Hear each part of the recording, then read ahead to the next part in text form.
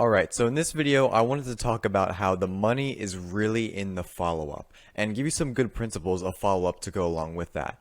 Now, this goes along with the 3 keys to conversion that we will talk about in the next video, but I'm just going to give you a good groundwork for understanding how to work with your leads and why the follow-up is important. So, let's begin.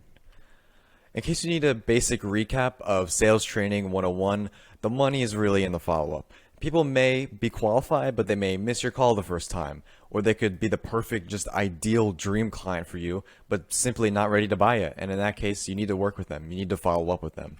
So let's take a look at this infographic to illustrate that. About 50% of leads are qualified, but not ready to buy.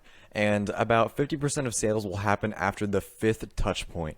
And I'm sure you've heard this somewhere before in all of your basic sales training, but the reality is most salespeople just don't listen to this, and that's why it gets repeated over and over again. So if you want to make a difference in your business, then you need to make a difference in the way you act compared to most salespeople. So the odds of getting a sales increase the more you follow up over time, but the probability of a salesperson to do that follow-up decreases along with it, which is tragic. It's unfortunate, and it's why most people will end up failing with this. This is the #1 reason, or one of the top reasons. So I'm just reminding everyone to bring this kind of to the front of their attention and not set themselves up for failure. So the principles of follow-ups. The goal of follow-ups from the get-go is to book an appointment where you can then sell your services to the prospect. The email and text automations will be sent out from the Zale CRM to warm them up, and you'll have to call the leads to schedule a meeting with them afterwards. And then you can figure out what their needs are, what their pain points are, and what they're in the market for. As a rule of thumb, you want to be following up within 5 minutes. This is absolutely super important, if at all possible. Your chances of converting a lead decrease drastically after those first 5 minutes.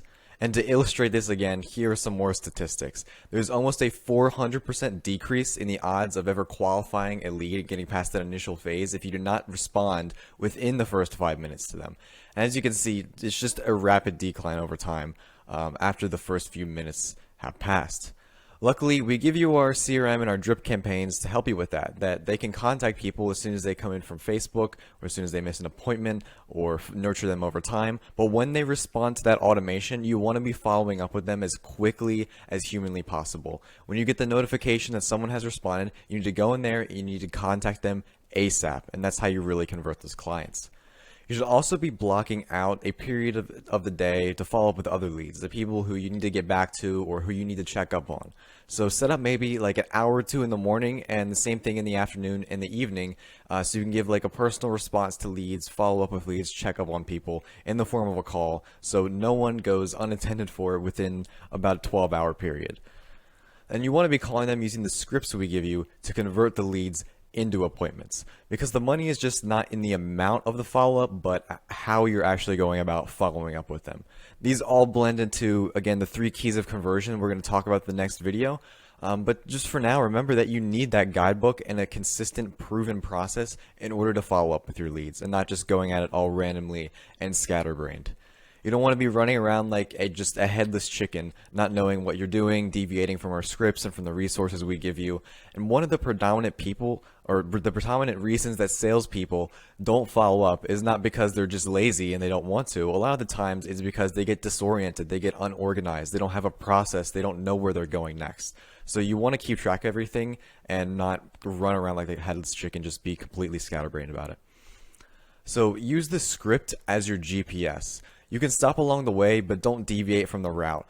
And if you deviate from the beginning, then your ending destination, or at least your route to get there, is going to be all messed up along the way. So you don't want to get off on the wrong foot. That will then impact your destination as well. The script is meant to lead you to a certain place. So you want to be following it. And that place is the appointment. And you can't get there unless you follow the proven route. So just keep that in mind and why it's important to have a process. Obviously, don't be a robot about it, about following like every single word exactly. Like I said, you can stop along the way if you're using a script, especially if it's to gather that deep information. If the client is going off and telling you a bunch of information about their life and how that relates, or how that relates to what they need in their service, then obviously soak that in, listen to that. And sometimes they'll even end up like filling in bits of the script for you. But you just have to guide that conversation back to the structure if it's getting off track. so that you can actually successfully move on to the next step.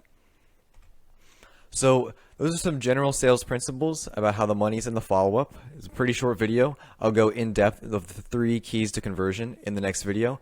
So I'll see you there.